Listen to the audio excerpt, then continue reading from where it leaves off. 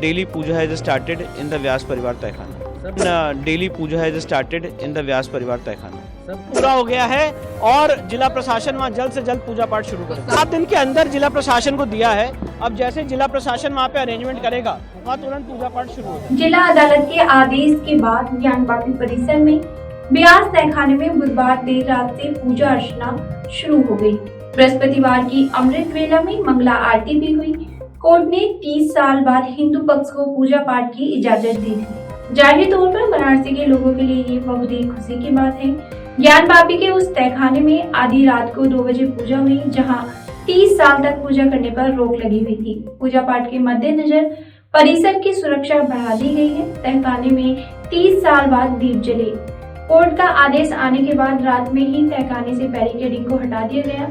कड़े प्रशासनिक सुरक्षा घेरे में पूजा की शुरुआत हुई। मामले में हिंदू पक्ष का प्रतिनिधित्व कर रहे वकील विष्णु शंकर जैन ने कहा कि कोर्ट के आदेश का पालन किया गया। काशी विश्वनाथ ट्रस्ट बोर्ड के पुजारी द्वारा मूर्तियां स्थापित करने के बाद शयन आरती की गई।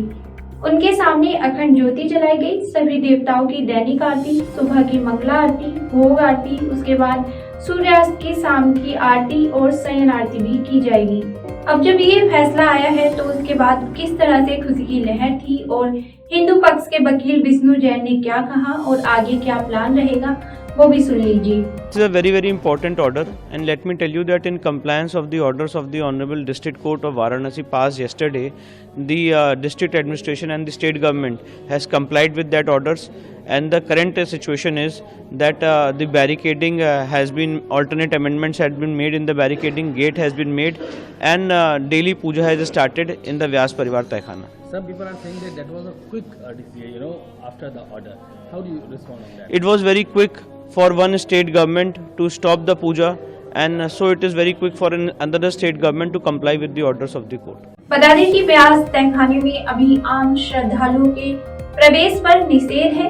सिर्फ पुजारी को पूजा पाठ के समय आने जाने दिया जाएगा। आपके लिए जानकारी जुटाई थी मैंने। मेरा नाम गायत्री चौहान है। ऐसी ही और खबरों पर अपडेट्स के लिए देखते रहिए उल्लेख न्यूज। शुक्रिया।